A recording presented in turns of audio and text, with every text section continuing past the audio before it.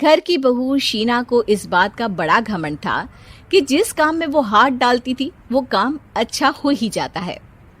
शीना की हर बात में हाथ का इस्तेमाल जरूर होता था। एक दिन शीना का पति आकाश उससे कहता है, कल जो वो भिंडी बनाई थी ना तुमने, वाह वाह वाह वाह, मजे आ गए। मैंने अपने हाथों से बनाई थी। मेरे हाथों में वैसे भी जादू है, जिस चीज को छू लेती हूँ सोना बन जाती है। अब ये थोड़ा ज्यादा हो रहा है।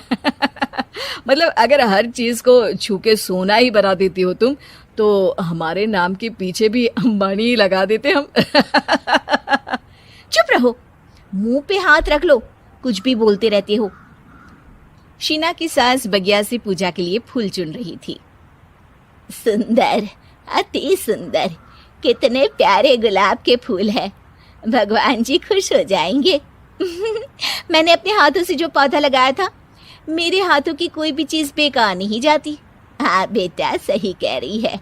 इसीलिए तो तुम्हारे पिताजी से मैंने अपने बेटे के लिए तुम्हारा हाथ मांगा था। और उन्होंने हाथों हाथ में मेरा हाथ आपकी बेटी के हाथ में दे भी दिया था। हाँ बेटा, वो तो है, पर मुझे ये बता, तू ये हर बात में हाथ क्यों बीच में लेकर आती है?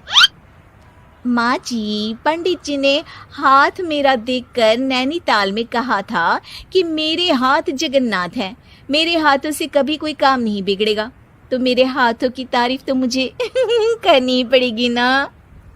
हाँ हाँ, ठीक ही कह रही हो। वैसे तो मिलाओ हाथ इसी बात पर। शीना को न सिर्फ इस बात पे गर्व था कि उसके हाथ से सब अच्छा होता है, बल्कि घर के सारे काम भी वो पहले अपने हाथ से करती, फिर कोई दूसरा उन कामों को कर पाता। एक दिन शीना कपड़े धो रही थी। अरे घर में वॉशिंग मशीन है तो सही, खुद क्यों थक रही हो? कपड़े पहले मेरे हाथ से धुलेंगे, फिर वॉशिंग मशीन से। पहले हाथ की सफाई, फिर मशीन की धुलाई। अगर आज डाकू गब्बर सिंह होता ना, तो वो ये हाथ मुझे दे दे ठाकुर तुमसे जरूर कहता, और मैं तो दिलवा भी देता तुम्हारे हाथ। हर एक काम में हाथ बटाओ, ज्यादा जुबान न चलाओ, वरना दूंगी एक उल्टे हाथ से। क्या दोगी? कपड़े दूंगी, लो निचोड़ो। ऐसे ही एक दिन, अरे बहू, ये सोफे पर चढ़कर हाथ से पंखा क्यों घुमा रही हो? माँ जी, क्योंकि मेरे हाथ से घूमेगा तो ज्यादा अच्छे से हवा देगा। अरे बेटा, फिर तो तुम गाड़ी का पहिया भी हाथ से घुमा के मायके जाया करो। एक बार आकाश ने घर पर कार लाने की बात छेड़ी।